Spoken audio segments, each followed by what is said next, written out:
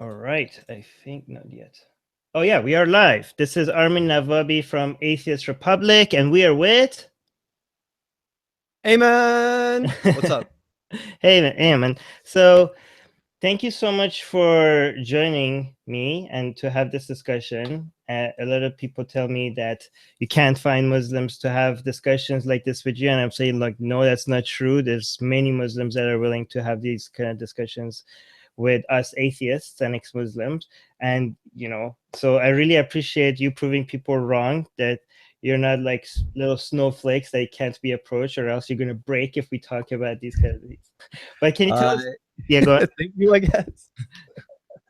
Yeah, Tell us a little bit about yourself. sure. I grew up Muslim to two Egyptian immigrants who met here in America and fell in love. Uh, so I grew up in New Jersey. I went to an Islamic school for about half of my schooling, and then I went to public schools for the rest of them. So I have this sort of 1 foot in, 1 foot out perspective where I have experienced the Islamic school strict upbringings, but also got out in time where I was able to form really strong relationships with people who are not Muslim or have never met Muslims in their lives. So for a long time, I spent my entire childhood being some sort of ambassador to the Islamic way of life, so I feel like through that I've developed an ability to talk to people in a language that makes sense to them and to not have my ego wrapped in it, so that way I'm not constantly being offended by people who feel like they don't want to be offensive. Right. And I actually found out about you when you went to an ex-Muslims of North America event, which is they have this campus tour, the ex-Muslim Speak Out tour. And I was a lot of people were very impressed that you went as a Muslim to check out what ex-Muslims are saying. And you recorded a conversation with Sarah Haider and Muhammad Syed, and it was very friendly, and you were very open-minded, and you were trying to understand them. And that was very encouraging to see. So why did you go there, and what was your expectation, and were you Yeah, the surprised? first time that I heard of the ex-Muslims, it was me trolling like the far right websites, looking at Breitbart and seeing, wow, this Muslim saying something, or on Fox News they'll bring on an ex-Muslim to sort of deliver this insider spill the beans type character, Hmm. where they describe the community as being violent or aware of terrorist attacks before they happen. Some outrageous things to hear as a Muslim. So I feel like through that experience, I had this inherent bias towards who an ex-Muslim is and what they see the roles are in informing people about Islam. And so through that, I feel like I got defensive, and I don't want to speak for anybody other than myself, to be honest. But I felt like I was getting defensive back on it now. It felt like every attack on the Islamic community was an attack on me and my community. So I've always felt like I had to keep my guard up. The reason why I was meeting with Sarah Haider and Mohammed Syed was because I'm producing this series, which for Slate.com, which is hoping to move past the stereotypes of the Muslims and the self-proclaimed anti-Muslim adversaries. So through that, I wanted to have these really impossible discussions about the Islamic American way of life, or Islam in the West at all, through these actual real experiences that people had in these communities in these topics. So apostasy is something that comes up a lot. Mm. Uh, and, it's illegal in so many parts of the world. Uh, and in some cultures, it really could be a dangerous place to be an ex-Muslim, or even to be outspoken towards the popular religion as a whole. So I was always aware that that was an issue and it was a problem.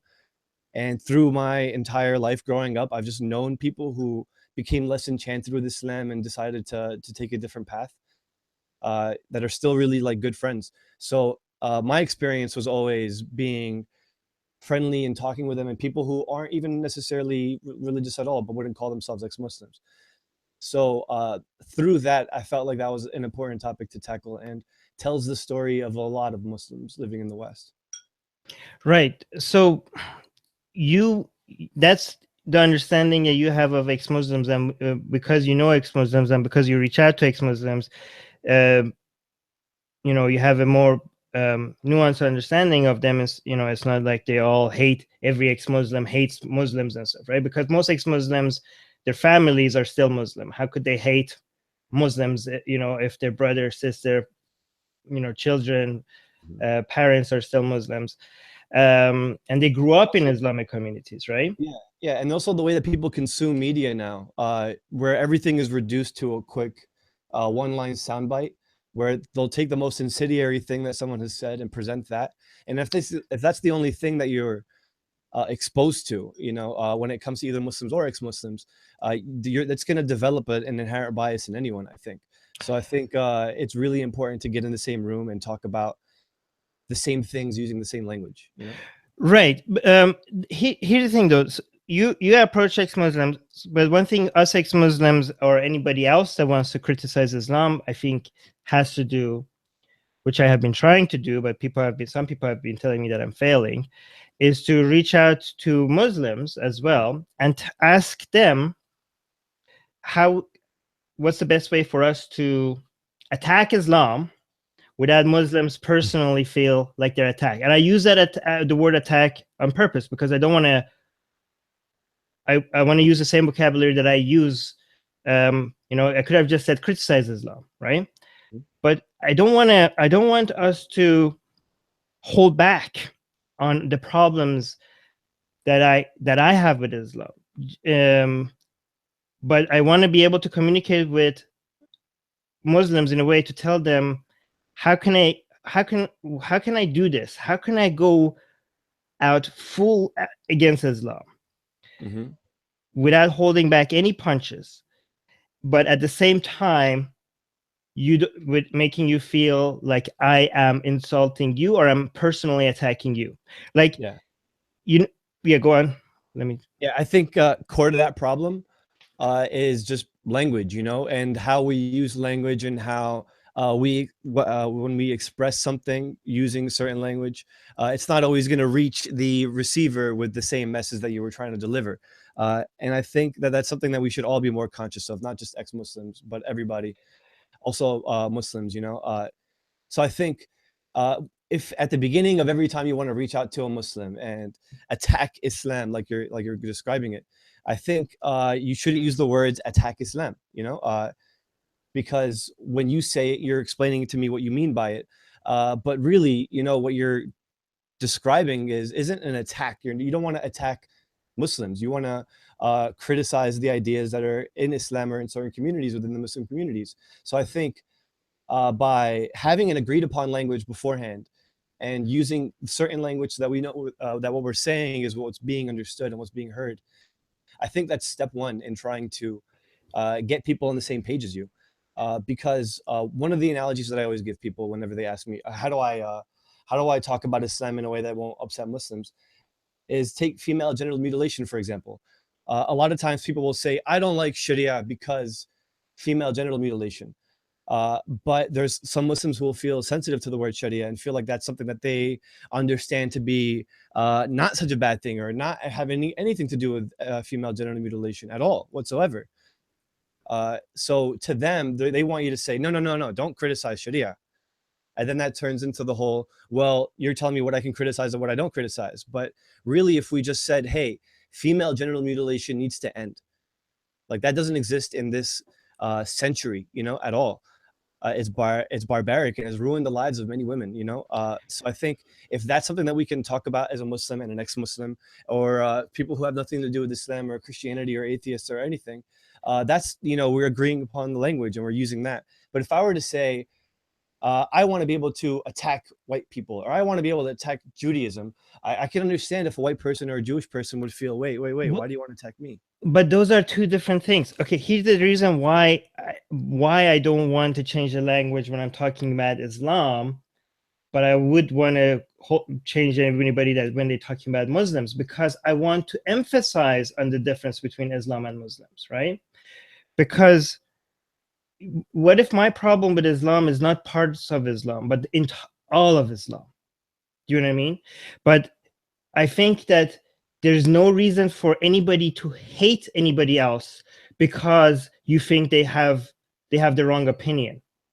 You know what I mean? Like, even if my problem was not female, FGM, was not some parts of Sharia law, my problem is entire Islam altogether. That if my problem is entire Islam altogether, that has nothing to do with the amount I like or dislike a person that I think has the wrong ideology. You know what I mean? For the example that I give is, let's say somebody says that I want to attack atheism, right? But why do you want to attack atheism? Because you think atheists, if they don't become Muslim, they're going to go to hell. And you care about atheists. So that means your attack on atheism, not only is it not an attack on atheists, it's actually because you care about atheists. So you might be wrong, you might be right, but it has not, your atheism and atheists are separate things. You want to say atheism is dangerous. I want to attack atheism. Atheism is the most dangerous ideology in the world because it's robbing people of an eternal afterlife. You don't want to say, oh no, I just only hate communists or some really evil, like, no, your problem is not just certain types of atheists. Your problem is atheism as an ideology altogether, and not because you hate atheists, but because you care about atheists and you get along with atheists, and you could have drinks with non-alcoholic drinks with atheists, right?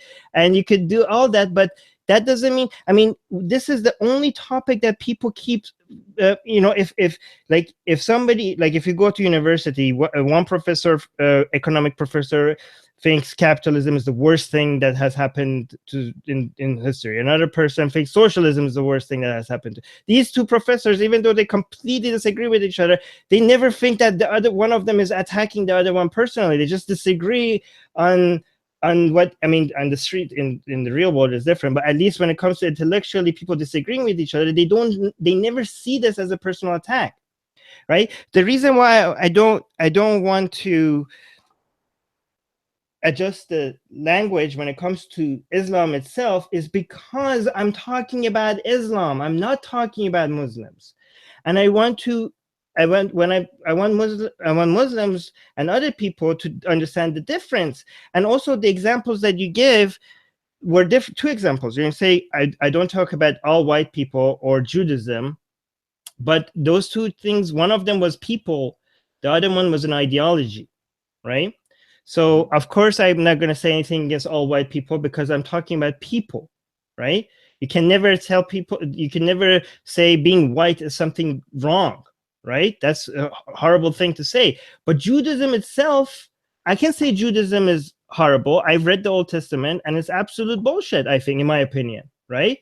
That has nothing to do with my view on Jewish people. In fact, most Jewish people don't believe in it either, right? Most Jewish people have the highest percentage of secular and atheists, so I think I would get what you're saying, that right. you want to be able to say Islam, with the idea that if you use it enough, people will begin to develop they'll be able to distinguish between Muslims and Islam. Right. Like, that's what you want to do. Yes.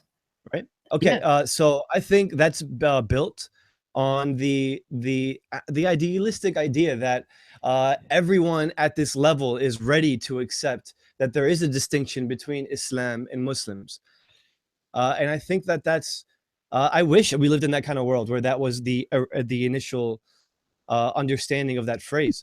But we just don't, I don't think that every atheist will agree with the sentiment that you just made, that if someone says, I hate, or I have a problem with atheism, sorry, that means that they have a problem with them. I think that you'll find atheists that'll feel that way. I think the part of the problem really is just the feeling that people experience when they're reading things that are being critical about their identity, not so much about what they believe in. When you say Islam to people, not all of them are going to think, okay, he's talking about the scripture, you know, or the order or the judicial orders or anything like that. They're going to think me. They're going to think my Islamic community, my mosque, my family, my mother, you know. So I think, you know, I agree with you that we should be able to criticize the scriptures and criticize the leaders and criticize any kind of established structure that exists, even if they have Muslims in them. If you want to criticize Azhar, you should be able to do it, you know. But I think the problem comes from wanting to express a sentiment, and at the same time hoping that the sentiment is going to be received on the other end exactly the way that you're hoping to express it. I think as long as you're going to decide to use the words attack in Islam like that, then you know, you're obviously entitled to do so. But I seriously doubt that the people that you're talking to are always gonna come to the same conclusion, which, okay, he's talking about But if they read the full what I learned in article, school and not me. right? But if they Sorry. read the full article instead of just the headline, if they come to any, I mean, I clarify that every time. The reason why I think that we should not, you know, when somebody says I want to attack atheism because I care about atheists, that person shouldn't hold back on attacking atheism, is because if there's going to be people, let's say there's people that want to kill atheists because they're scared of them spreading their ideologies, right? But there are other people that are really scared about atheism spreading as a view of people. Okay, yeah, people that are going to comment atheism is not an ideology, is a lack of. Yes, okay, I know, but let's say, but there are other people that they don't think like that. They think like atheism, the main victim of atheism are atheists, because these are the people that need saving. These are people that if they die are going to go to hell, and they want to attack this ideology and they want to destroy its spreading because they care about these people. Mm-hmm. As an atheist myself, if I try to shut these people down and tell them to please don't talk like this, sounds like you're attacking me, it sounds, you know, please be quiet, or please let's deplatform these people. What I'm doing is I am making the only anti-atheist voice to be these people that want to kill me. In fact, I could have used these other people that want to actually educate me and make me a Muslim, maybe, or a Christian. I could have gone to those other people that want to kill me and like, look, these people are also anti-atheism. Maybe you should look at them.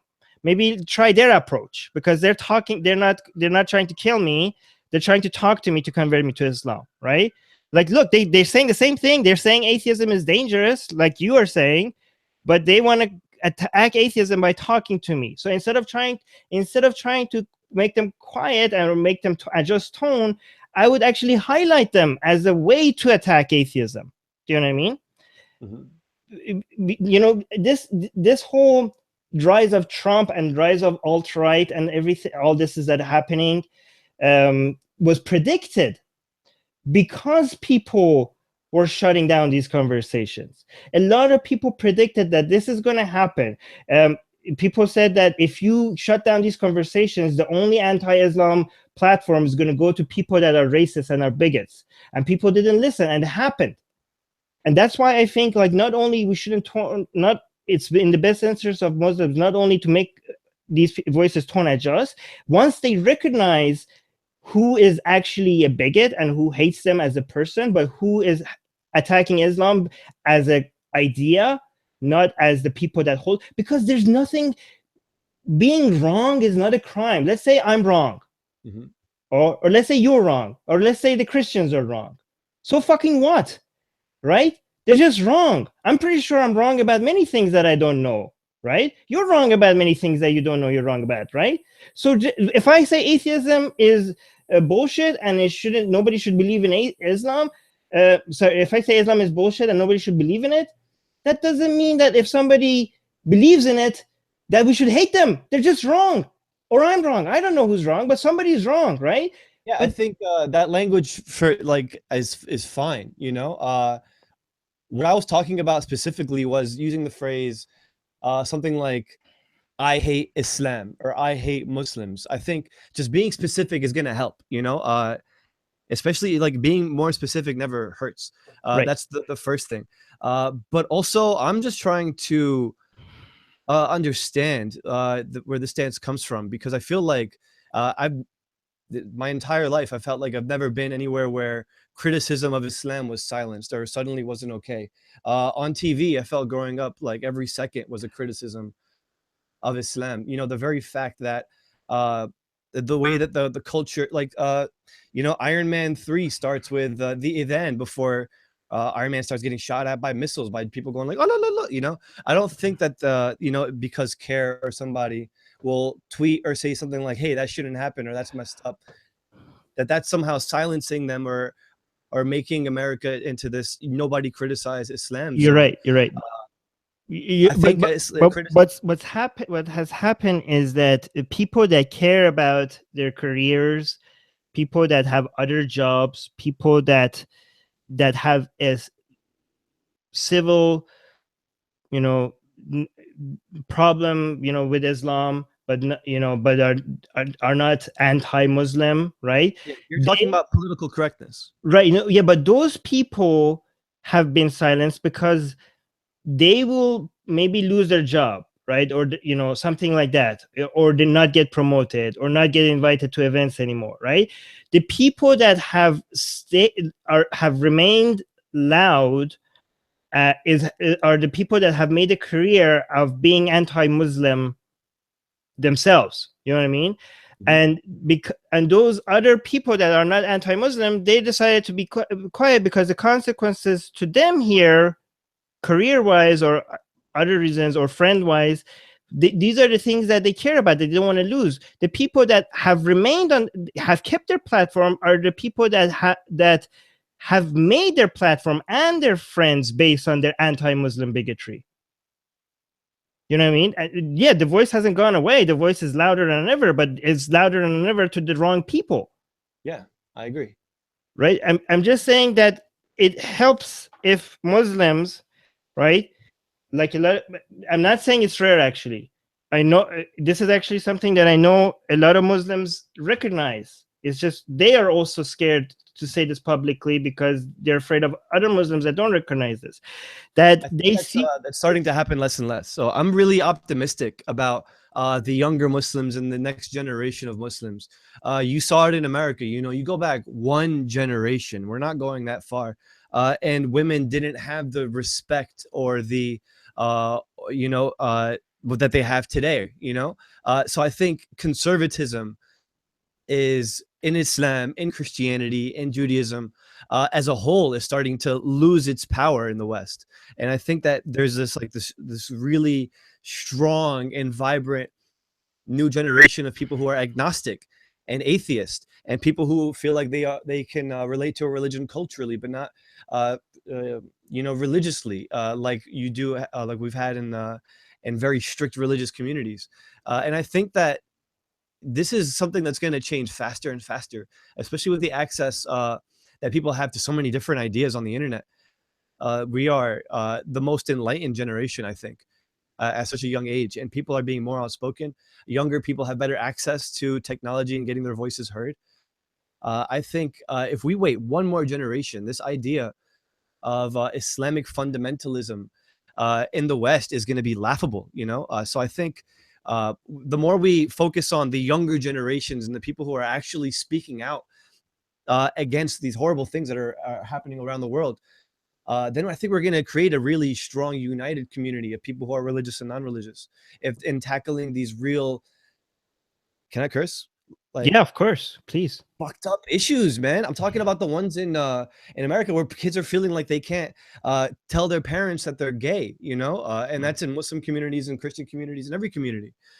So I think this whole idea, and I'm talking about like young Muslims talking about homosexuality, like what you still care about that, you know? I think conservatism as a whole is in trouble, and as long as us you know, younger generation kids keep talking to each other and sharing ideas and meeting in the hypothetical coffee shop, that conservatism is not going to survive. But I don't want to just be. Here's the thing, though. I'm not saying Muslims being less conservative should even be a condition for us to be able to get along with them. I want to be able to say I hate Islam and be friends with conservative Muslims as well. Do you know what I mean?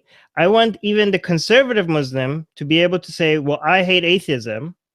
And I tell the conservative Muslim to say, well, I hate Islam because of this, and that, and still get along with that conservative Muslim.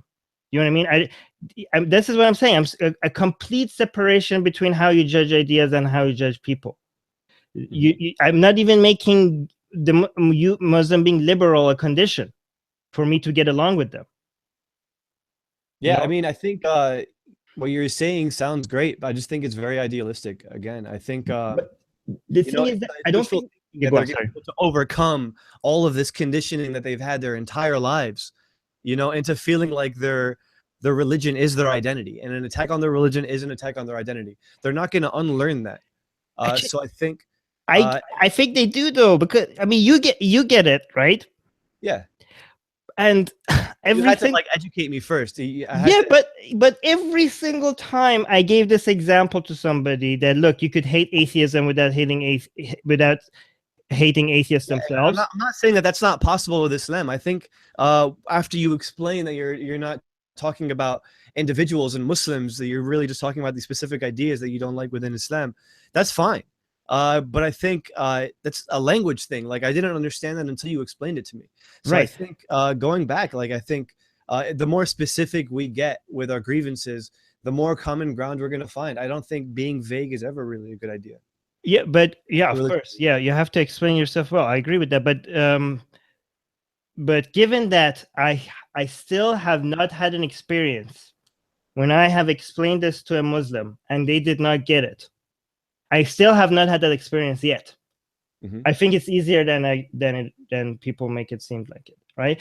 And I think it's very important because the whole problem that we have is the confusion of ideas with identities, right? We can't even start this conversation before we get past that, right? Because, how could I, even if I have a small problem or a big problem, or if it's about all of Islam or is this part of Islam, as long as Islam is your identity, then my attack, my any issues that I have with Islam is going to come across to the community as an attack on them. Totally. So we have to separate these two, right? And I don't even understand, this whole mixing these together is the reason why all this problem is happening. And if we manage to separate these two together, then Muslims that are being discriminated against need allies, okay? And the people that are fighting Islam but not fighting Muslims, these are people that will actually challenge Islam but defend your rights, defend Muslim rights, right? And these are going to be the best allies because these are people that will call out the freaking bigots because they keep jumping on our bandwagons, and we point to them that you don't belong here, and some of them shift to our point of views, right? A lot of people, we started saying Islam is problematic because of this, because of that, because of this, and they're like, oh, these people are like my tribe, and they jump on our bandwagon. And then we say, like, we need to defend Muslims here because they're being attacked by Buddhists in Burma and stuff like that. And then half of them jump off, the other half is like, oh, so you could actually attack Islam and also not be against them as people? That's interesting. I never considered that, right? So I do think Muslim, when they need allies, we need allies too, because we're ex-Muslims, okay? I think since we need each other, you're telling me that we need to explain ourselves better to make sure that people understand that there's a difference between attacking Islam and attacking Muslims. But I'm hoping that also Muslims try to listen more, because the problem is in the West, and I know you might disagree with this, but a lot of people, not everybody, but a lot of people on the left, they have made a career out of pretending to defend minorities, right? Yeah. And the bigger the threat is to Muslim, the bigger their cause is. So it's in their interest to, because I do think this whole white nationalist thing is maybe a fringe group. I don't know how big it is. I think we're giving it more credibility by grouping us with them. And I do think that if the people on the left, because the problem is not big enough and it helps serves their interest for this problem to be bigger, they go to Muslims and they pretend that they're protecting them from us, right? And Yeah. that doesn't help anybody. You go on, sorry. Yeah, I totally see where you're coming from, and I agree. Like there's that Matt Damon clip, you know what I'm talking about, with like him on Bill Maher, where Sam Harris is trying to explain that, well, I want to talk about this verse, this verse, this verse, and he's like, no, that's like saying shifty Jew or something like that, and like that's the perfect example of someone on the left just taking the defense way too far. So I totally hear you, and I see where you're coming from. But one thing that I think that you're sort of overlooking is the Muslims themselves, who are open and criticizing Islam already. You know, I think there is more of us than ever to constantly imply that Islam needs saving, which, I mean, in light of how ISIS took over all of that land, you know, they're being kicked out now, but yeah, that was a huge problem, and Muslims in that region should have taken care of it much quicker and much more efficiently. But I do think that Muslims in the West and in the East and in the Middle East and in Asia and everywhere else are criticizing Islam and criticizing their leaders. And the reasons why they have to be so aggressive and militaristic is to keep those people quiet and shushed. You know, in Saudi Arabia, they were scrambling to keep any sign of the Arab Spring happening in that country entirely muted, you know, because they really want to stay in power. The same thing in Egypt happened. You know, people stood up very aggressively against the Muslim Brotherhood, and there was this huge discussion about what role religion should play in people's lives, and they decided as a people that it should have a much less powerful political role, you know. But then you also have people at Al Azhar University, also in Egypt, where the appointees are government officials, you know. So everything has been corrupted, and I think the young people in the Middle East and these Muslim majority countries who are rising up and are fighting, you know, sort of their fight is futile because what they're up against is armies, you know, and U.S. backed dictators. So I think we need to give more credit to those Muslims who are criticizing, you know, Islamic theocrats and autocrats, you know. So I think it's also happening a lot in the West. And at the same time, I think you're right that we both need allies. We both need to stick together because we understand each other and we know the language more than anyone of what the Muslim community uses. So I think feeling like you should be able to say, you know, fuck Islam. I think it will happen, but I think the conservatives themselves and the people who are feeling like their identities are their religion, and that's not the fault of either the right or the left. That's just how being a minority works in a country. So I think their identity, feeling like they're linked with all of their neighbors because of their faith, or with the community because of their faith, that's just going to lead to their identity being Muslim, you know. So it's Right. not Well, all because we of need Matt to Damon. link to them so that Islam is not the only thing they use to link to other people. But I sympathize with that. But here's the thing. Let's say I'm a capitalist and you're a socialist, right? Yeah. But we're both pro democracy, right? And we're Okay. living under a dictatorship, right? I'm gonna join you in a, like, let's say we're planning a protest together, right? To go, you know, against the government You that know, we yeah. live in the country. Take the government down. Take the government down. Like, we're starting a massive protest at 2 a.m. where, you know, we're planning. I'm not gonna be like, hey, listen, socialism is fucking bullshit. So let's call quits on this plan. I can't do this with you. No, right? I can still cooperate with you and call socialism bullshit, and you could call capitalism bullshit, and we could still fight theocrats or dictators, right? And I don't think that should be a full agreement should not be a condition for me to work with you, right? So when it comes to religion, it seems people can't get that. I'm from Iran. I lived most of my life in Iran. I was in protests against the government in Iran alongside other Muslims. Okay. Most of the people I knew are Muslim, right? I know how this works. I know most people in Iran, most Muslims in Iran are against the government. Okay.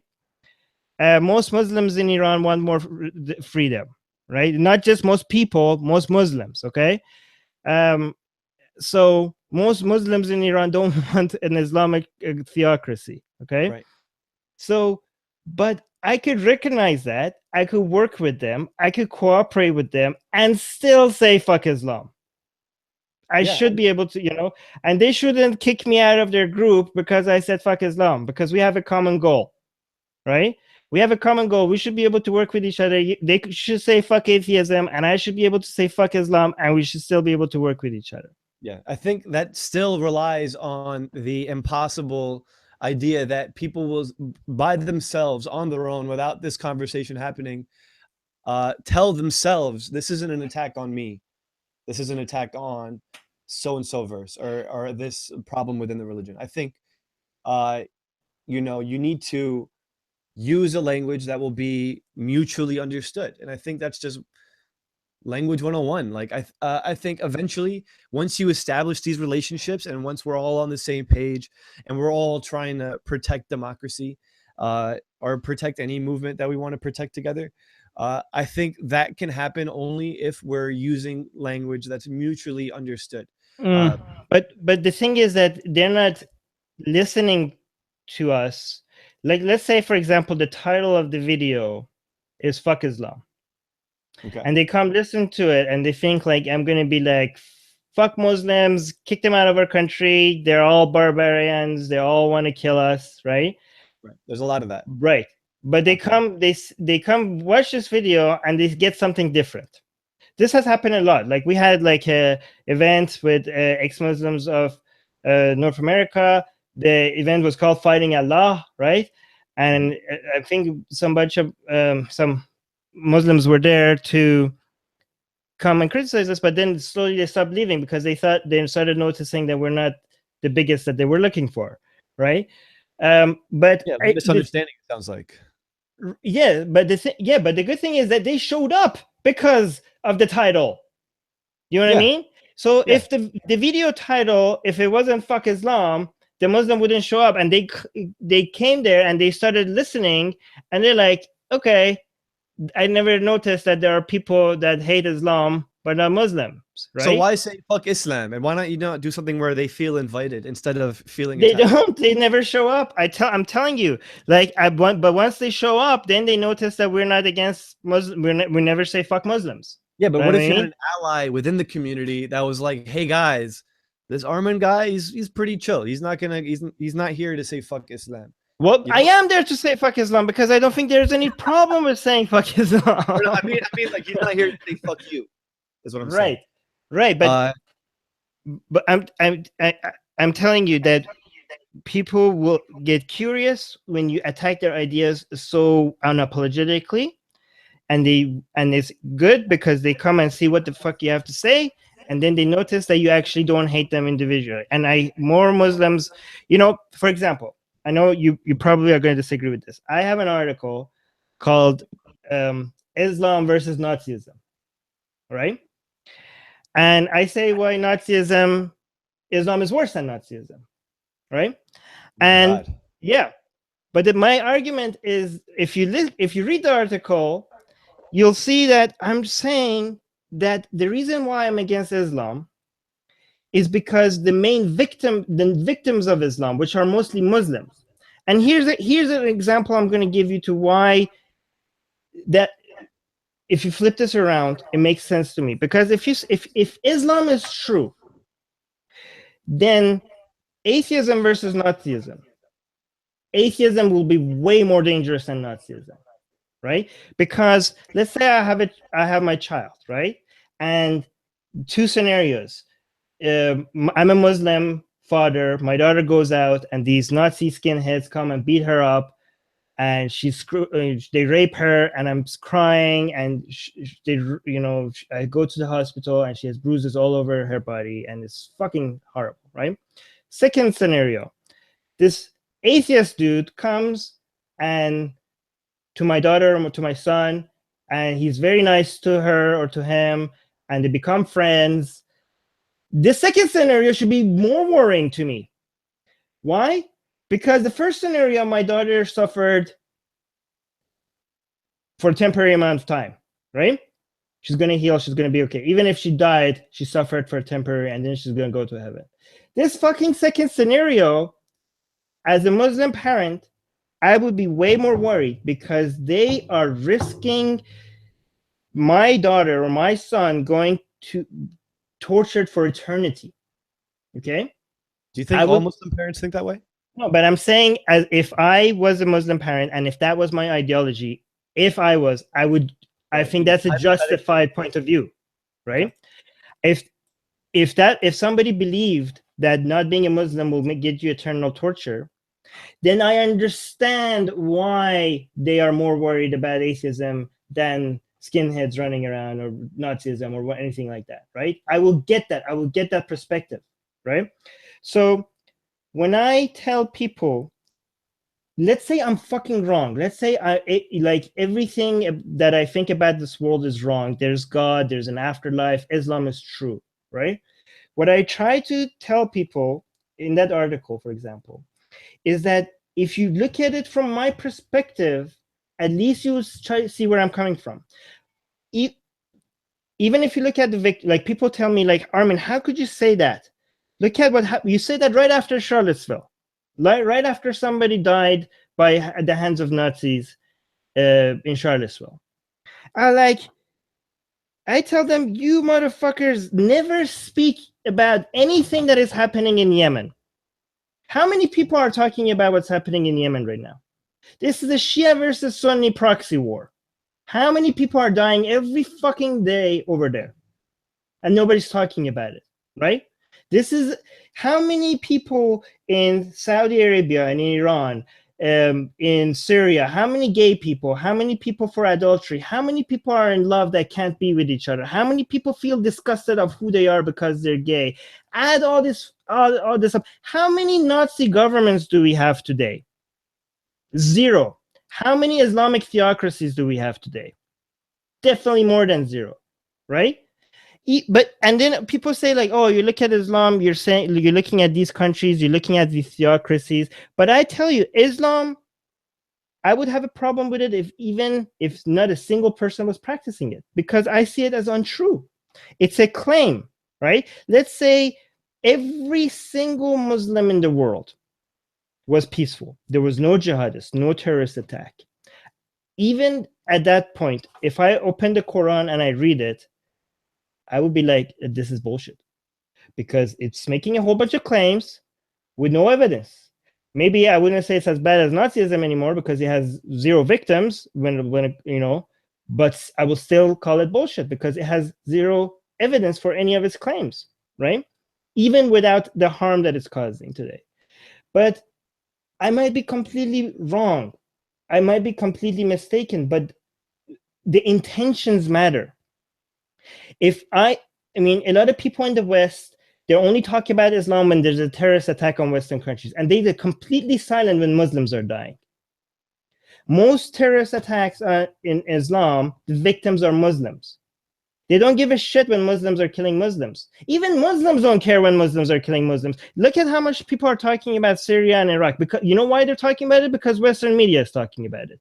Even Muslims don't. I don't hear that. Even in Syria or in Iraq, the TVs are not fucking talking about Yemen. Even though Yemen right now is the greatest humanitarian crisis of our time. It serves no one's agenda to talk about it. It doesn't serve US's agenda to talk about it because they're making shitload of money off of it, right?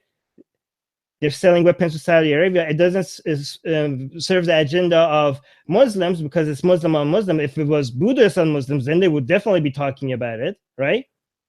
It doesn't serve the anti-Islam people talking about it, because they only care when non-Muslims are attacked by Muslims, right? But if people actually cared about people instead of Muslims or non-Muslims, this Yemen thing would be the headline news every fucking day. But the Charlottesville attack gets headline news. One person, not that it wasn't a tragedy, it was a fucking tragedy. But if that was a tragedy, then Yemen is a tragedy times a million. Yeah, I think you're touching on a lot of really important notes right there. But I do think this is a problem that I see with, how we consume media as a planet. I work for a news organization. I know what it's like. We're sitting around thinking, which headline is going to get the most clicks? We're not sitting around thinking, okay, what is the most important thing to talk about right now? When we want to choose what we're going to cover, we're going to look back at the previous months. It's a business. It's okay. Last month we did this and this and this. This worked, this didn't work. Then, okay, we're going to produce more of what works. It's capitalism. And I think capitalist companies are going to try to make as much money as possible. And how do we make money? From people clicking on whatever we're serving them, the same reason why you want to call a panel, fuck Islam, so that the Muslims can show up. It's not necessarily what you're trying to say in and itself, but that's what you're broadcasting so you can get the attention of people. And I think that's the same reason why people are so much more interested in Charlottesville, because they're like, ooh, there's a race war. Wow, it's right versus left. It's arena sports at this point. People are rooting for their teams. So I think they're going to care a lot more about Republican violence or Democratic violence or Hillary Clinton or Trump than they would about Muhammad dying in Yemen. And I think that's really, really fucking sad. Yeah, I mean, even in Egypt, people were telling me in Egypt, people were talking more about Barcelona versus Spain, right? The Catalonia situation, than what was happening in Yemen. This is in Egypt. This isn't in an Islamic country, right? But the thing is that I know this is how things work, but it doesn't just have to, because it works like this, it doesn't have to be always about money, right? This is why the title that I have, the Nazism versus Islam, and I compare them, right? And I mention the situation that is happening in Yemen in that article, guess how many people would read that article if I said the war in Yemen? Yeah, imagine how many people would read it if you said this is the Donald Trump sex tape. What you're talking about is how to attract attention on the internet. And we both know the answer to this. It's not what's most important that gets viewed the most. Well, yeah, but what I'm saying is that you could bring attention to things that are important by not tone adjusting. Do you know what I mean? The article itself could be about something that is very important, but you could represent it in a way where more Muslims, where more atheists, where more ex-Muslims, where more people just show up, right? Even if you are talking about something more very important. Do you know what I mean? Right. Yeah, I just think that as long as news media is a business, we're only going to care about the false flag, race attacks and hate crimes in America, because those are going to be seen as victories for their teams or whatever, whoever's rooting for who, on whatever side is involved in that equation. And we're going to hear a lot more about that than we are going to hear about the people dying in Syria or the people dying in Yemen or Palestine or anything else. But here's my question. Would you so you don't think atheists are going to go to hell? You don't believe in that? I think that if you're an atheist, it shouldn't matter. Like in this world, but what about in the next world? In the next world, what do I think is going to happen? I don't think that the most merciful, the most gracious, what we call God every single time we open the Quran, would put somebody in eternity in hell because their understanding of Islam is something evil. Okay, good. Okay, so okay, sorry. What I would, when I hear something like that, right? There's two things happening here. I point out that this, in my opinion, that's actually that view is un-Islamic, right? And it's against the Quran. But at the same time, I would contest that though. I know you would. I know you would. I don't want to debate that right now. But I'm just saying. I would say, in my opinion, that's un-Islamic. But then people come to me and say, "Why would you say that? Because this is a person that has a more progressive view. Why wouldn't you encourage that?" I'm saying no. I appreciate that view, right? And it's because I think this person's humanism is trumping over Islam, okay? And I think, in my opinion, and I might be wrong, maybe you're right, maybe I have a completely misunderstanding point of view. When I read the Quran, it seems pretty clear to me that that's not correct, but maybe I'm wrong, right? But I can consider that a contradictory view with what Islam teaches and appreciate it at the same time. You know, okay. So I totally hear what you're saying, and I think that you would be right depending on who you're talking to. So Islam as a religion is not practiced the same in every corner of the world, not even in the same corners of the same states. People vary in their interpretations and their beliefs. And Sharia law, even in Saudi Arabia and Iran, they're different, you know, even though they're both theocratic, oppressive regimes. So I think it's a totally fair thing for you to say, well, no, I don't understand that because according to this and this verse, this says this. This is my understanding of this. That's valid.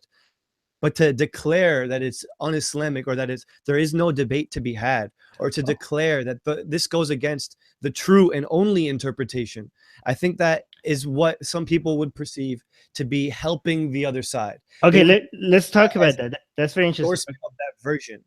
Okay, right. There's two different things you said, right? First of all, I'm not talking about practice. I'm talking about the book itself, the Quran itself, right? Even if nobody, which is in itself. Sorry, go ahead. No, go on. You were saying, which is in itself what? Yeah, the Quran, which in itself encourages the Muslims to interpret and to understand to the best that they can. Right, to the best that they can. But there's God's one message. God had one truth, right? So it's okay. God may forgive you for misunderstanding it or not. I don't know, but there's one message in there. Well, there's one truth, one reality, right? God doesn't make mistakes, right? According to itself. But there's one thing to say that I'm wrong. There's another thing to say I can't say what's right, right? I can say 2 + 2 is 5. And you could say, well, that's fucking wrong, you idiot. But that doesn't mean that because I believe 2 + 2 is 5, I shouldn't declare that that's the truth. Obviously, if you believe in something, you're going to declare it as the truth. You could say that I might be wrong, but this is my understanding of what the truth is. Right? Even Hitler thought that he was right. Right. I'm not saying, I'm not saying I'm right. Right. Well, I'm obviously wrong about some things. I just don't know which ones, or else I wouldn't believe in them. Right.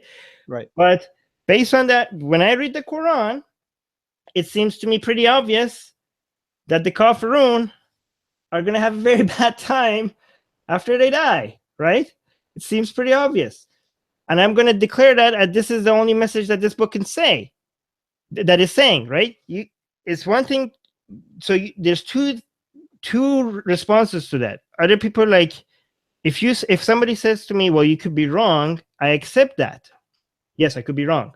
But if somebody says that you shouldn't declare this as truth, I don't accept that. Well, because that's my opinion. Of course I'm going to declare my opinion as truth. Everybody declares their opinion as truth. That's why it's their opinion. If they didn't see it as truth, they wouldn't hold that opinion. Do you know what I mean? Yeah. I think, yeah, I mean, that just goes back to language for me. I think just being more specific and trying to communicate exactly what we mean to each other will open the world up to every kind of experience. So the way that I was taught the Quran in Islamic school and the Hadith and everything was at its standard, right? This is the absolute truth. There is no other interpretation allowed. And we are the gatekeepers of this truth, and we are the ones passing it down to you. So study it the way that we're teaching it to you. And for a long time, I sort of felt like trapped in that the beliefs, and Islam became an exercise, getting up 5 times a day to just to do it so that my parents see that I do it, and that's it. But I didn't actually come back to it until I met who now became my wife. This person who became my spiritual mentor, who opened my eyes to say, well, okay, let's go back and reread it again. What does this mean? Okay, reread it, but again slowly. Okay, read the verse after it. Where I really began to form a spiritual bond with Allah or God. And I feel like that's a direction that a lot of people were heading in before they just had their heart set on it. So I think everybody's going to say and believe that everything that they say is truth. So I think saying you're a liar or you're an asshole or you shouldn't say that, that's you're inviting that. I think if you are to go and say something like, I understand Islam fully and my my idea is true, and that goes for both of us, not just for you. I have a lot of Muslims that will comment on anything that I produce for Slate and say things like, that's not how I learned it, so you're lying. And I think that that's part of the problem with all organized religions, and a No, return to spirituality will actually benefit us. So I think okay, but by endorsing the most extreme ideas, maybe endorsing is too strong a word, but to say, well, look at Saudi Arabia, this is how they're executing atheists, therefore this is Islam. I think that's worrisome, because especially if we're going to talk about how important language is, what you're doing verbally is you are saying that is the truth and everything else is a lie. And when it comes to a war on ideas, you are benefiting the people who are doing the worst. But I don't So think those people listen to atheists on how to interpret Islam. And they don't listen to me either. Right. But I don't think, I mean, this is what people tell me a lot. I say, like, by interpreting it the same way that fundamentalists do, you're aiding them, right? And that's not true at all, because first of all, fundamentalists never ask themselves, let me see what the ex-Muslim atheists interpret the Quran way, to see how let's follow their model. Another thing is that the main difference is that we're saying this is interpretation, therefore it should be abandoned, and they're saying this is an interpretation that should be followed. I think the difference there is way bigger than the fact that we agree on the interpretation, right? I mean, if I read like Mein Kampf and I agree with Hitler on what it says, does that mean that I'm endorsing Hitler? No, right? I'm just agreeing with the interpretation of it. Of course, if I say this book is anti-Jewish, and Hitler also thinks that Mein Kampf is anti-Jewish, does that mean that I'm endorsing Mein Kampf? No. And the thing is that we keep, when people say, like, oh, don't look at Saudi Arabia, don't look at Iran, I'm saying even if not a single person in the world was following the way the Quran, the way I think what Quran is asking you to do, right? Even if there was zero examples of somebody actually following the book the way I think what it teaches, I will still say this is a very barbaric, violent book, and that's your right to do so. Absolutely. Right. And I think you're right. But I think as a Muslim person, if I'm obeying the law, right, if I continue to serve my community as best as I can as an American, then I have that right to practice my religion freely. And part of that parcel is also, you're inviting everybody to interpret everything as they see it, which could open the door for, like, the way that you'll read the Quran as it being like instructions to do harm to people. So if that's against the law, that's against the law. Like, if it's against the law to murder, obviously there's nothing that can justify it if you're going to live in that community and everything. Well, of course, this is against about Islam, about Muslims, so right? You're right to just to wrap up. I think it's your right to say, yeah, I think Islam instructs people to behead people, and that every Muslim is instructed by the Quran to do so. And I can say, actually, no, I think that that's an entirely different kind of interpretation than what's more common. That everybody just wants to have a good job and pray and and be good to their families. Right. I mean, and we could get along while doing that at the same time, right? And the thing is that I think we could get along if I say this book is barbaric, I think this book is extremely barbaric, and you say, actually, I think book is very peaceful, and you think I'm an idiot for thinking this book is barbaric, and I think you're being stupid for thinking this book is peaceful, and I think we could still be friends. You know what I mean? We could, you know, I really think that's possible. I really think that's possible. Me too. But and also I think that, you know, I think I really want to stress the part. There's two examples that you gave, and I think they're very different, right? I can say this is my idea, and I think this is the truth, right? But I could be wrong, right? I think you could declare your idea as truth because it wouldn't be your idea if you don't think it's the truth, right? I'm not, because at the end of the day, one interpretation is correct and the other ones, I mean, the whole where the writer was. Why does it have to be like that? Why does one interpret? Don't you think there's an objective reality out there? When it comes to God and religion, no. Well, about everything. There's nothing objective in the way that I see God. There's nothing objective. Isn't the whole point of religion? Isn't the whole okay, anyways, in my opinion, I thought you know, it's funny because people keep telling to atheists, like, how could you have objective morality or anything without God, right? That's what they come to us to tell us, right?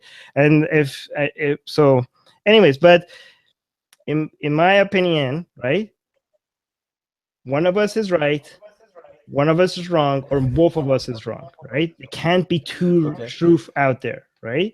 Maybe you're right, maybe I'm right, maybe we're both out of our minds and Christians are right, right? Or maybe the Jews are right, right? We can't all be right at the same time.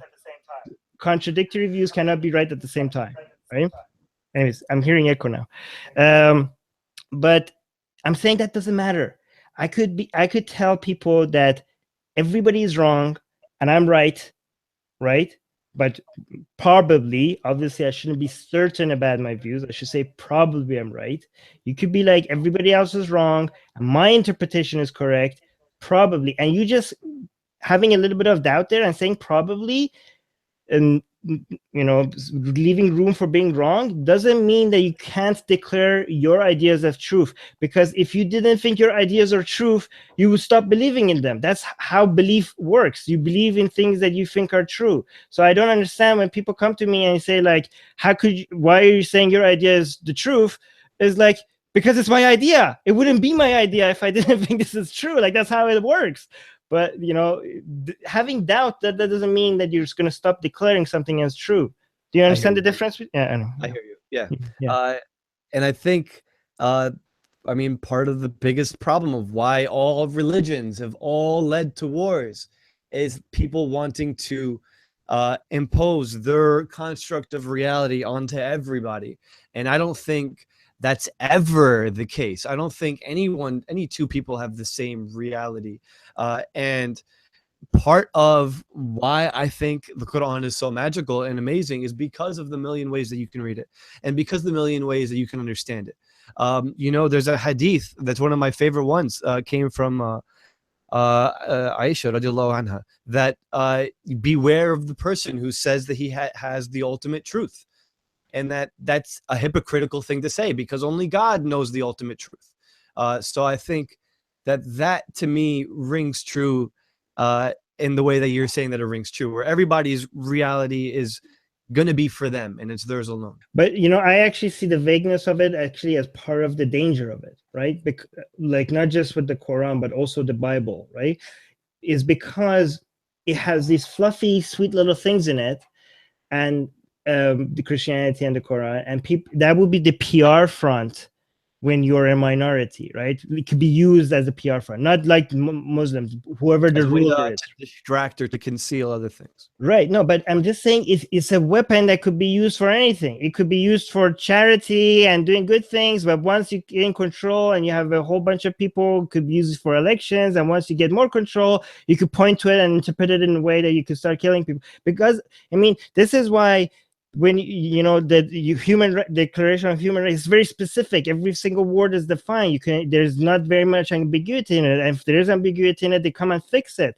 Right. But these ambiguous parts of the book is not an advantage. I think it's actually a danger, because it could be the sweet little thing that nobody should be worried about when it serves people, and then all of a sudden it becomes this horrible, dangerous thing that could be interpreted in beheading people or taking people's rights away when it takes you into a position of power. But again, that's absolutely true. But you say people shouldn't force their view of reality on other people.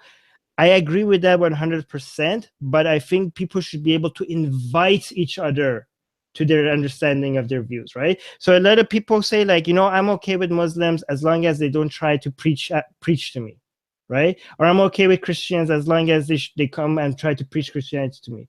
I'm like, why the fuck shouldn't they? It's freedom of speech, right? Christians should be able to come out and say why people should be Christians. Muslims should come out and should be able to say why people should be Muslims. And atheists should be able to come out and say why all of this is fucking bullshit and people should stop believing in ancient fairy tales. We should all be able to come out and say these things. This is not forcing anybody to. Right. This is an invitation. Yeah, absolutely. And I will defend your right to say those things. I think this is basic human rights 101. I do think that, in the way that I've read the Quran, and I'm always going to say that just because I feel like everyone who reads it has their own subscription to their understanding of it. So I think Islam, to me, encourages free speech and criticism. And the Prophet himself was called out in the Quran by God and said, hey, you screwed up. You need to apologize to so-and-so. He also got in trouble with his wives a couple of times, and they had to put him in check. So I think the best way for me when I'm trying to understand Islam is trying to understand it in the context of the people that it was delivered to, and not looking, and examining one verse and saying, okay, this verse means this. There's a verse about beating women, for example, that's circled around a lot. But there's how many verses about women being a part of you, and your spouse. But does that excuse that verse? That you have 434. Does that? Yeah. So there's like so many verses that I can point to that talk about love and compassion. No, but but the love and compassion verses excuse the verse that says that you should beat your wife if you fear disobedience? No, I think that you need to take them as a whole. I think in order to say, make this statement that Islam teaches men to beat their wives, then all of the other 50 verses need to also be considered and accounted for. I think part of the problem of just looking at one verse and saying, well, the book means this, is that you are excluding. But you acknowledge that it includes that. Yeah. But I think also as Muslims, we need to accept that that's what that verse exists, and how we as the 21st century peoples need to read and understand it. Me and my wife, she's also Muslim. She's the spiritual mentor that I talked about earlier. But you don't think it's okay to beat your wife? I'm sorry, what? You don't think it's okay to beat wife beating? You don't think it's okay? I think that there's no use for it in this century, at least in any century. Yeah. Actually, for me and my relationship with my wife. No, anybody's anyone's relationship with their wife in any century. Yeah, I don't think it's ever acceptable. I don't think it's ever acceptable. And that's why I think you are a better person than the Quran. So does the Quran instruct people beat your wives? No, it doesn't say that. It never said that, but it'll say, okay, if you have a disagreement with your wife, first you have to do this, and then if that doesn't work, you have to do this, and then if that doesn't work, you have to do this. That third one was beating your wife. The third one is and gave like the clarification on that. But then there's the verse about how, not the verse, I'm sorry, the hadith about how the woman is like, the woman that you marry is like a bone in your rib cage, and that if you try to straighten it out, it'll break. Even those nicer ones, the fact that it says the woman that you marry shows that this whole book was directed to men. There's not a single. Yeah, of course. Yeah. So the audience of the book says men. Like there's no verse that says, "Hey, woman, I gave you." No, it doesn't say, "Woman, I gave you husband." It tells men that I gave you women because of this. right? No, there's a couple of I can send them to you and maybe you can put it in the description. But there are, Okay. I mean, not a lot. I'm not going to characterize the entire book as being for everybody, but they do exist. No, there are verses that says men and women, right? But there's no verse that is specifically directed at women. The same way that God speaks, "Hey, men, I gave you women for this. Treat your women like that. Do this to women. Do that to women." Right? There's if women are mentioned, is with men, right? But the other There's also like, I mean, there's a whole chapter called Surat an-Nisa, right? yeah, but the names came after. The names of Yeah, the but surahs came after. it's the whole chapter for women. It's not And for there's women. verses It's that for say, men about women. but That there's whole, all, I can send you the verses. They're in I there. know. I I've read the promise you. Quran many times. Yeah, so you don't remember the verse? It's like, oh, women, lower your gaze, and that if you're, there's like, Right. it'll say the first verse directed to men, and then the verse that comes right after is Right. the I'm verse saying directed like to women. if you either have I know, I'm like verses. arguing All semantics right. at this Anyways, point. okay. Yeah, This is right. not my question. Somebody tagged me to ask you this question. This is not my question right now because this is always people ask this. Do you acknowledge that Muhammad married Aisha when she was 6? And No, I think that hadiths, all of them are, they come from these first or second or third. so you're a Quranist? Are Am I you? a Quranist? What does that Yeah. mean? That I ignore the hadith entirely? No. Oh. But I do, acknowledge that every hadith comes with a qualification. And it says, But this is according to Sahih so and Hadith. so, This who is heard it from so yeah. and so. But this is Sahih Bukhari, right? So this is the most Which authentic. so Sahih Bukhari is a collection of hadiths, the better sourced ones, but still all hadiths are coming from the second or third verse, second or first, third, But this is but whatever all the perspectives. ones that mentioned that she was 6 when Muhammad married her and had sex when she was 9. These are Sahih Hadith.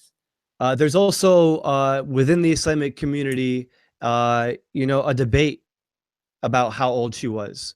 It's not as conclusive as many make it out to be.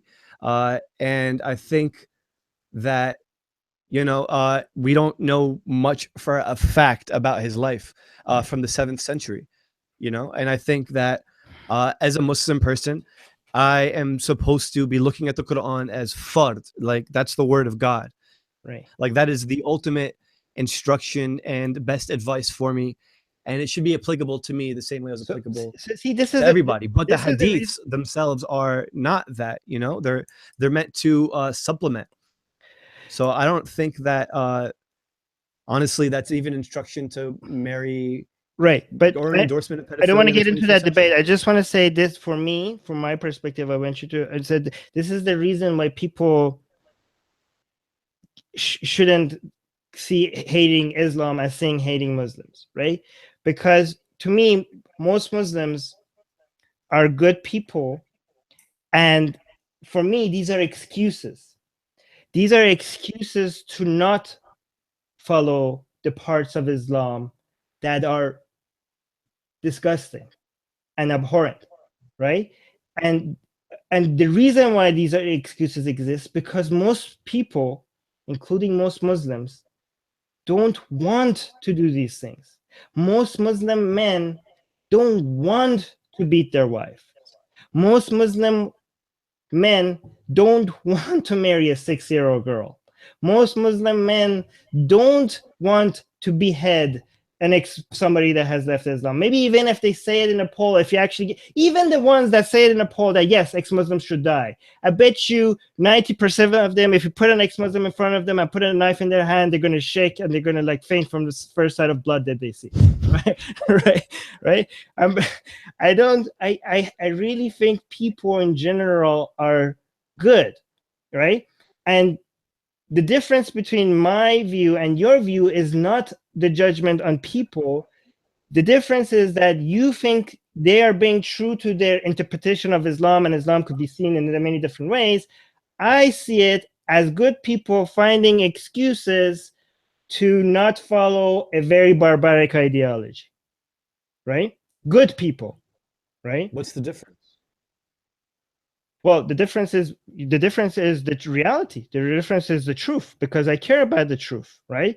Even if this book had zero consequences in our world today, if many people claimed it as true, I would say, where's your evidence for it? And upon not receiving any evidence, I would be like, well, we can't believe in things without evidence, even with zero consequences, because reality, the truth matters.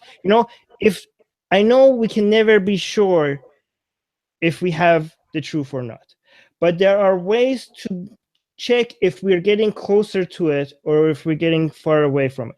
And I think believing in random nonsense based on the fact that it was written in an ancient book, even if it's people with good intentions and people that are not going to harm anything, is going to slow down progress.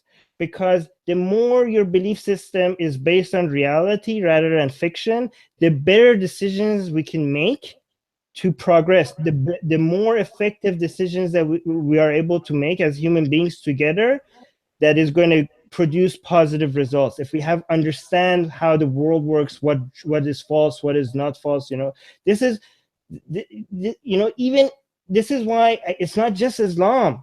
It's Christianity, Judaism, Scientology, all of this, we call all of it bullshit, right? The only difference with Islam is when we call Islam bullshit, people think we're being racist. Nobody thinks we're being racist when we say Christianity is bullshit. Nobody calls us bigots when we say Scientology is bullshit.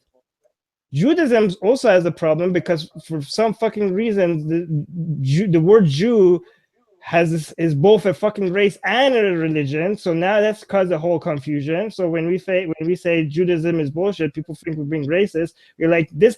Imagine how big of a confusion this would be if the word Arab and Muslim were the same, right?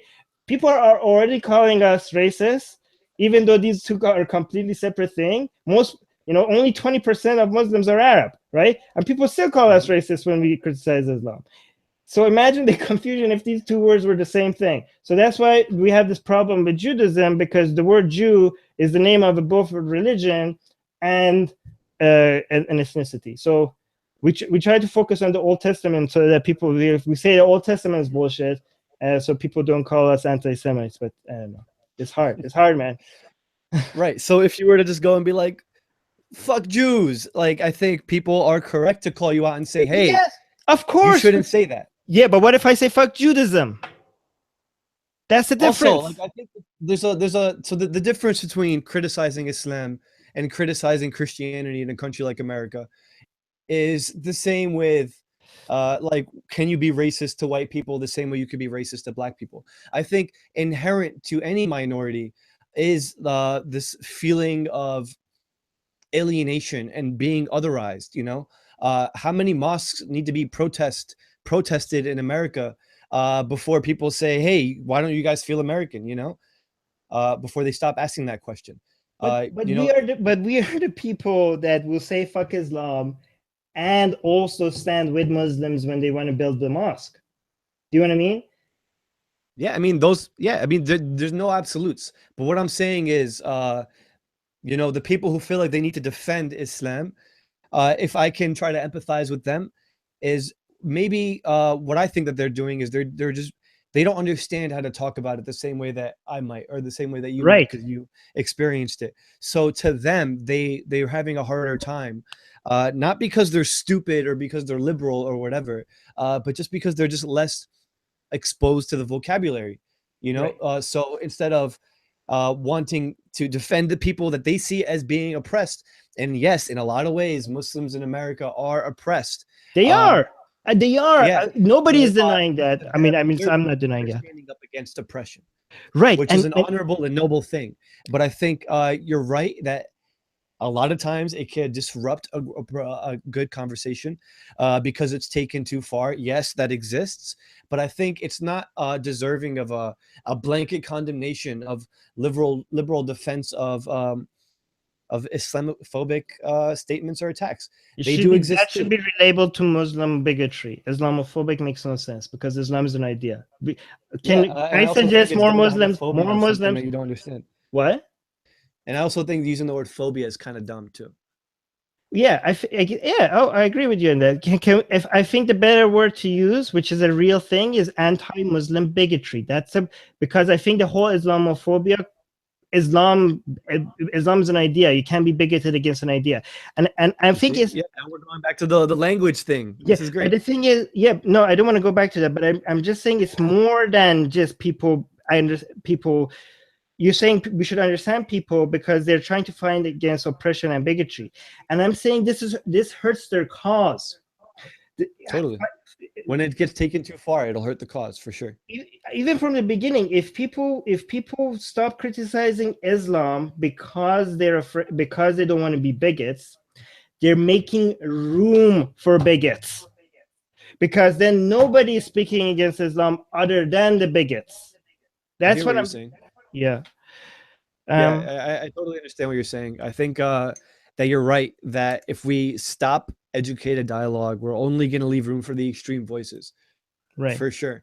But I think if you can't differentiate between the people who are, feeling like they're being attacked, if you don't understand the language, you Yes. shouldn't be part of the discussion in the first place. Oh So I yeah. think if I think you're saying I shouldn't judge people for feeling attacked. Of course I don't. It's not their fault. Of course, it's not their fault. If they hear somebody saying Islam is bullshit and they think that they're being attacked, I don't judge them for feeling being attacked. I think the environment has caused them to feel attacked when anybody speaks against Islam. It's absolutely not their fault. I agree with you on that. yeah, Yeah. I think language will bring us closer. And I think the more that we talk Yes. using the same This is words why and the we're same recording tones and this. mean the same things, we'll understand each other. This is why we're recording this, so that more people can see that I think Islam is bullshit, and we can still get along, right? I mean, I think we can we? Right? Lots of people think Islam is bullshit. I guarantee you're going to have a hard time finding a Muslim who's going to be shook by that statement. No, but I don't want them to just not be shocked by it. I want them to still see me as an ally. I want them to still see me as somebody that they could count on against people that want to oppress them, against people that Yeah. want to take away their rights. I want them to, if they hear me say Islam is worse than Nazism, or Islam is bullshit, or fuck Islam, or we need to attack Islam, this is against Islam. I know it's hard.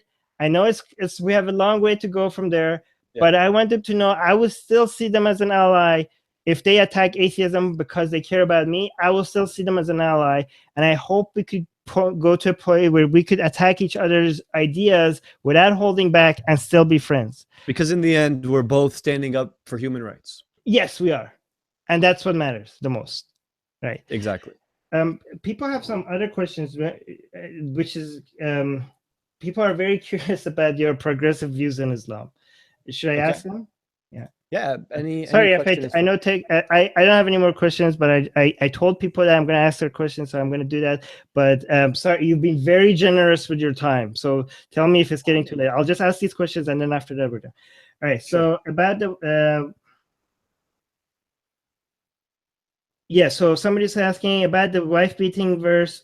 I'm not gonna respond to your answers because I don't want to get into a debate about these things. I just let you respond to it, and then that's it. About the wife beating verse, whatever the interpretation, why specifically an instruction for man towards woman? Why not sex neutral? Because I think this was written for the 7th century Meccans, and that during that time, there was a very different time for women's rights than it is in the 21st century Western world. So I think the very fact that God was saying, no, the first thing you do should not be hit your wives, was how I read that verse and how I understand it. Yeah, I'm gonna put my Muslim hat on, right? I completely disagree with what I say right now, but the argument is that it's a progress from what it used to be, right? So it used to be worse, and this is you used to before, like as soon as you disagree with your wife, you could beat her. So God basically created step-by-step process. So it reduced wife beating at the time. And if you want to, like, just you look at the spirit of the law, if you want to take the spirit of this verse, then the message is progress from what you have at the time. So we should continue the progress.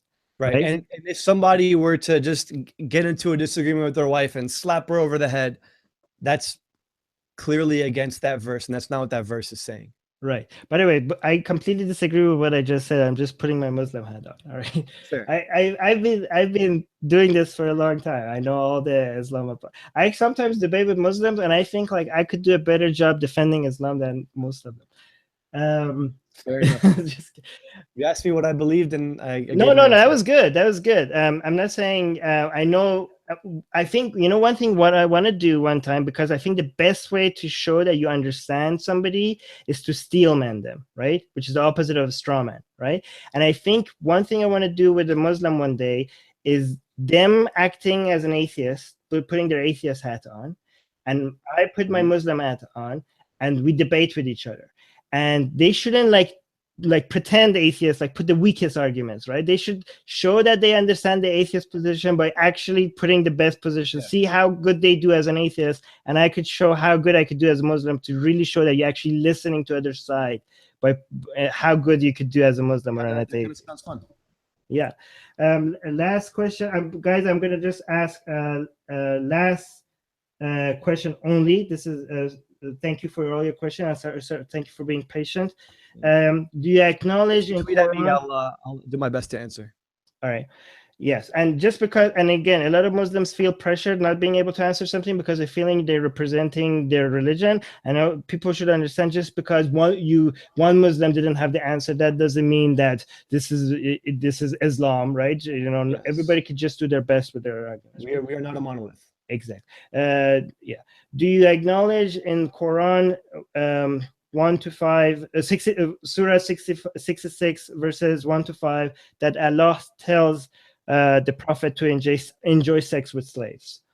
I don't even know if you remember that. I don't remember that. Yeah, should we pull that verse up? Yeah.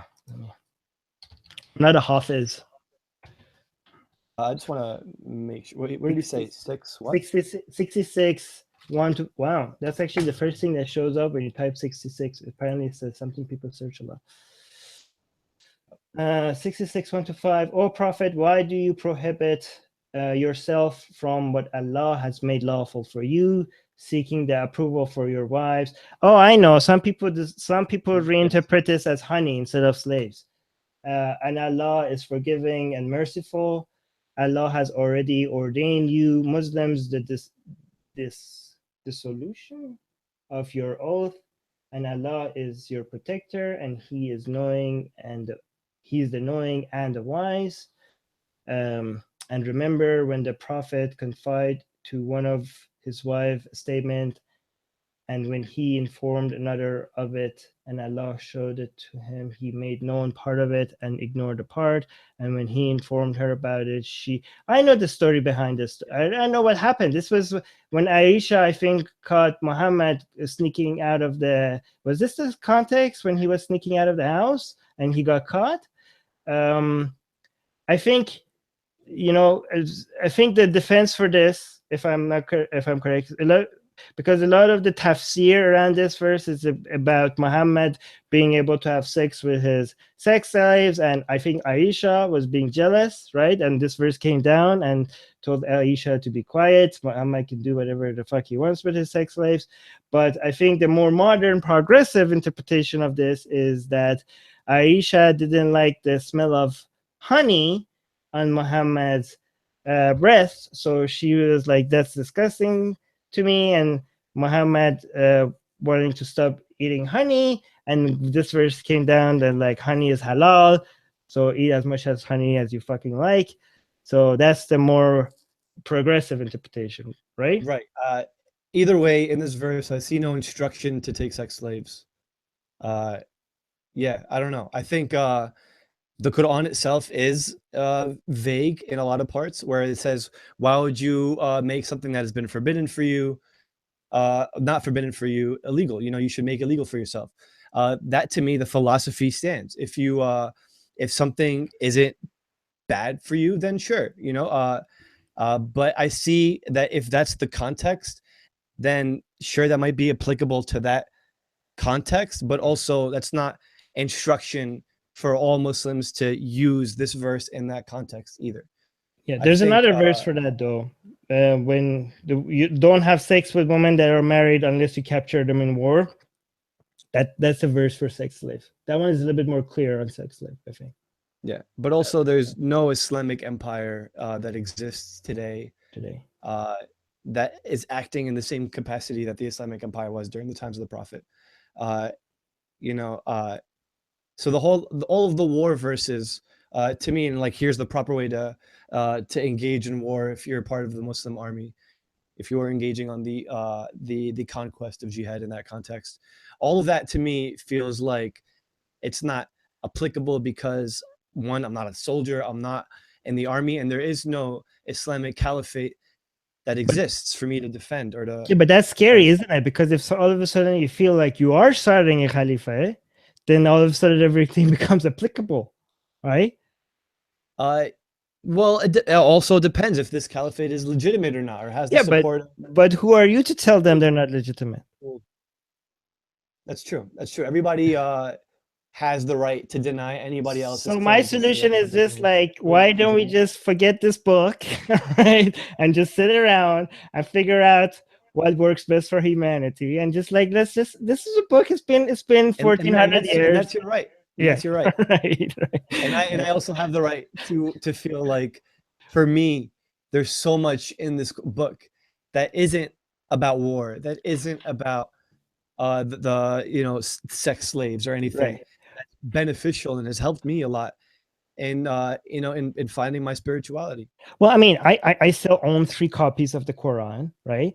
And I read it, and I actually enjoy it, and I think it's fun. It's more fun when you actually don't think that this is the word of God, right? Because if it's not the word of God, then you can actually enjoy it as a historical piece of poetry, right? Or like a puzzle that you have to solve. Where did this came from? What was the story behind this, right? It's interesting. It's more fascinating when you don't treat it as a rule book, because I think there's more efficient ways of figuring out what we should do as humans to live better. But we can still enjoy ancient culture and ancient history without actually saying that this is the word of God. That's my point of view. And I understand. And that's totally fair. That's totally fair. And right? The only place that I would disagree with you in that is that I think that there's room for both. I don't think that if we're trying to establish a pluralistic society that's home for everybody, that any one's religion should superimpose over the other. I think if that's, if we're trying to build a secular and pluralistic society, that there's room for both. That you could be a religious person. Well, in a secular society, you should leave room for everybody, but you should also leave room for people trying to convince each other out of their ideas, right? Like, right. You think it's okay for me to be like the way I am forever, right? But I also don't have a problem with the Muslim that doesn't think this is okay. I think the Muslim that thinks that I should change, I should stop being an atheist and being a Muslim, I don't even have a problem with that guy, right? I think that person should be able to go out and tell everybody why they should be a Muslim, and it's a disaster if they're not Muslim, and they're going to burn if they're not Muslim. I think that people should be able to do that, and I should be able to tell people why they should leave Islam, right? And you're different from both of us. You think that people could say Muslim or Christian or atheist, and they should be able, and that's okay to stay like that. The thing. Me and that Muslim disagree. We think it's better for people to believe in what's true, right? And I think there should be room for all 3 of us. Right? I think so too. Right. Anyways, I've been very greedy with your time, and you've been very generous with your time. This was fun. So I really appreciate it, guys. Sorry if I missed any of your questions. Yeah, and I'm very. I just want to say, I'm very encouraged, and there's a lot of bigots that join us, and I tell them that you can't just you can't be rude to Muslims. You can't just hate Muslim. You need to. How could you talk? How could you change anything if you don't talk to Muslims? And people tell me that, how could you talk to Muslims? They wouldn't listen to you. As soon as you disagree with them, they get offended, and they will never have a conversation with you. And like, people like, yeah, you tell them Islam is wrong, they're gonna behead you. And like, what the fuck are you talking about? Like, and these I have these as examples, as no, you can have conversation with Muslim. What the, like, is, I tell you, I get this all the time. How could you have conversations with people that want to behead you? This is the response that I get when I say, how do you have conversations with the people who think that you want to behead them? Yeah. Anyways, but this proves to people that we are able to have these conversations, if nothing else. Yeah. And also, like, that idea that some world exists where you can't criticize Islam in the West. Show me where. That sounds like a nice place for me. But no, I think Islam has been criticized in the West since Islam became a topic on everybody's timeline. And but Islam is not we're talking about the world though, right? Because we care about I'm talking about the West. Right.